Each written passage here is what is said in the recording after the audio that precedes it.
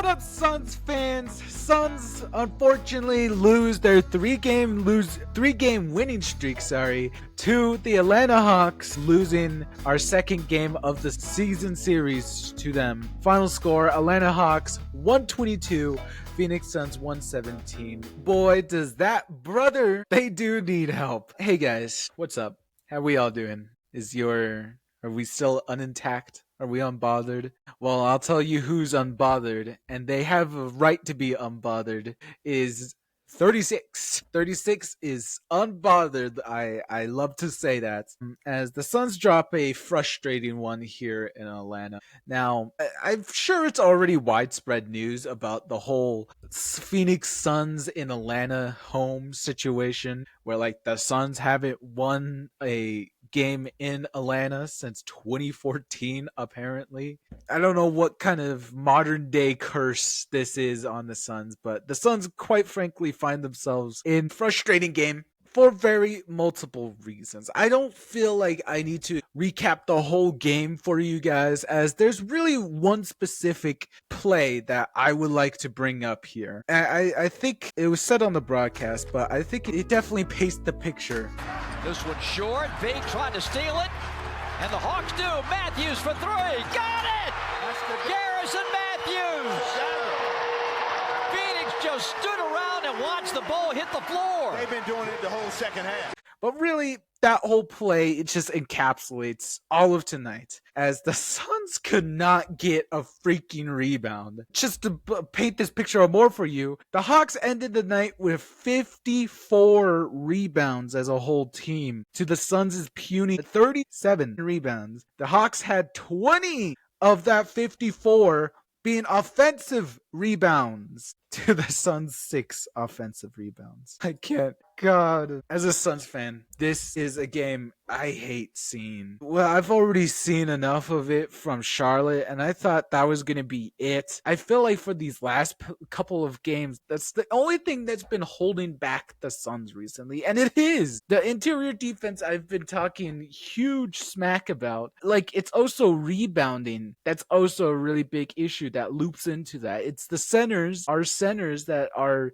such a huge problem on this team. This rotation of centers we have just sucks, and they can't get any rebounds, and it leads to nights like these where we had Charlotte, we couldn't rebound there. Hawks, we still couldn't rebound here. So it's just all these terrible games where the Suns can't rebound, and that's eventually what gives the Hawks the win here. That call could not come any sooner. I'm waiting for the news to drop. I'm sitting patiently here, waiting for that moment that the Suns trade for a center. No Jimmy Butler, I could care less, but that center call could just not come any faster. I mean, it's really limited to say. From all the sources I've seen, the Suns are active in the trade market. So I mainly assume the reason why we haven't seen anything done yet is just because of trade talks. Suns aren't the only team out there looking for backup centers for players that we want to get. And also the Suns just not having much to really trade with. So that's the main reason why I would assume trade talks are so slow right now for the Suns.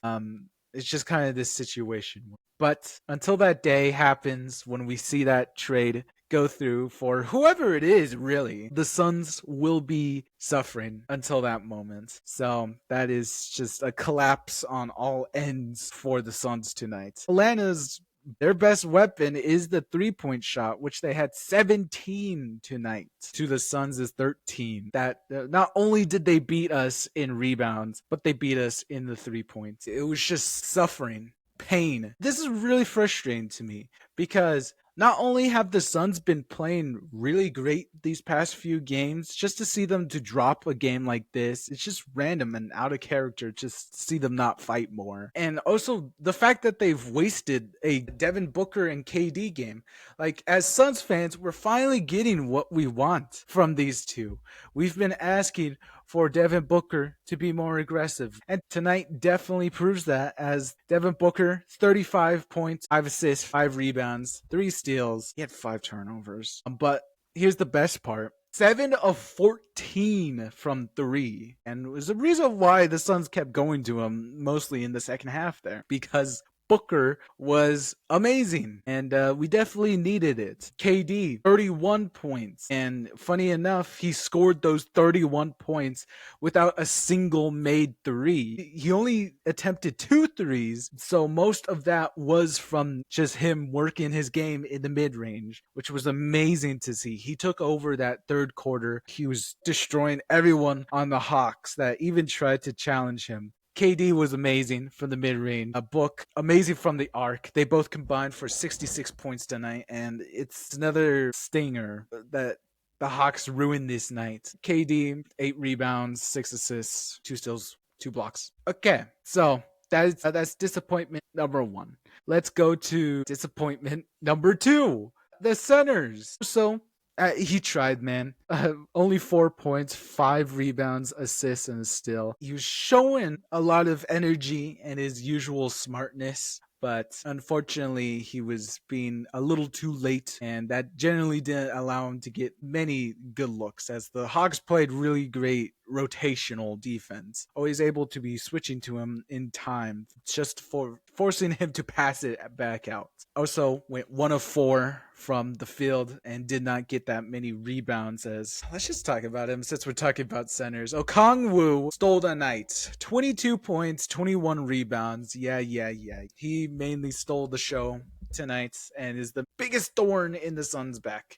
Kind of sad that we've done this in back-to-back games. Mark Williams had he had 20 points last game, and now we have the same thing in Okongwu. This can't keep continuing where we make just one center from the other's team seem like prime Shaq or something. This can't keep going on. And Mason Plumlee was even worse, all right? He had 3 points. I don't even know how Mason was a +1 out there, as I would assume just from watching this game, he was like the worst one out there, dude. He had 5 rebounds, also 4 assists. And oh god, there's one play where like Book started the action, passed it to Plumlee, and then he spent the whole possession fumbling the ball in his hands, and it allowed the Hawks to finally get a turnover. Mason Plumlee could not handle that ball tonight. He had butterfingers all night. And also, Trae Young just kept checkmating Mason Plumlee with his pick and rolls, basically forcing him to either to defend Trae Young or Okongwu. So it's really a lose-lose in that situation. So Mason Plumlee was quite blasted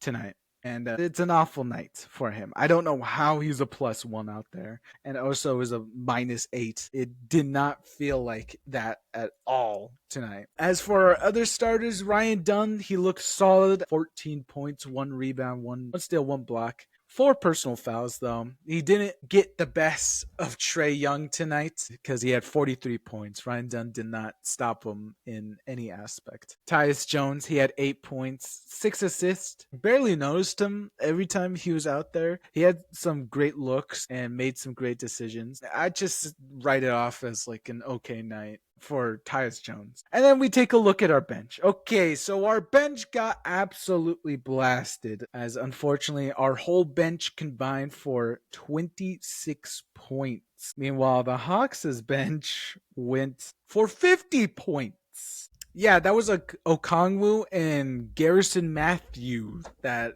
did majority of the carrying for that bench with 41 points from the bench. But getting back to our bench, 26 points for them. Royce O'Neal, I tried defending him when he came back last game, but now he's really rusty. Was 0-4 from 3, only made 1 shot, and it was from a steal. A -22, and is probably the biggest reason why he didn't play in the closing lineup for tonight. Royce O'Neal, get this guy in the gym, man.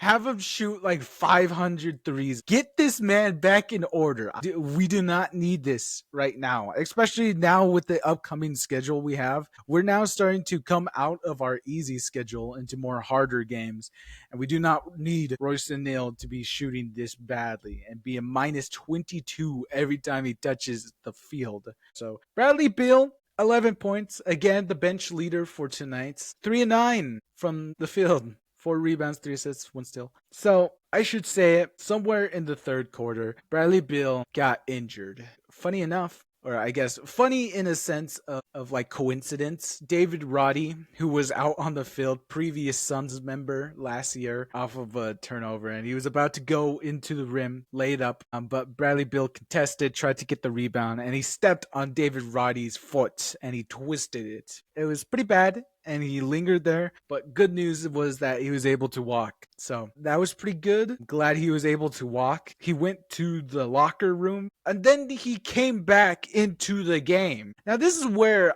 we're gonna have to see how this plays out for the rest of the games later on. But if Bradley Beal came back out and it worsens his injury, I swear to God, Beal, we're putting you in a bubble wrap room, dude. So there's my concern with that. And then he proceeded to play the third and fourth. It was really bad out there. His offense was really bad, and it wasn't helping much of anything. He had good looks. He just wasn't knocking those things down, and it just hurt the Suns overall. Just a really bad game from Bradley Beal, who may now be injured. So I guess Mike Boltenhoser was just desperate at the end there for a good closing lineup. Because Royce O'Neal was having such a bad night, minus 22. That's why he put Bradley Beal in at the end there. It was very odd lineup, which we are not winning anything with that, but I guess it was just a last Hail Mary,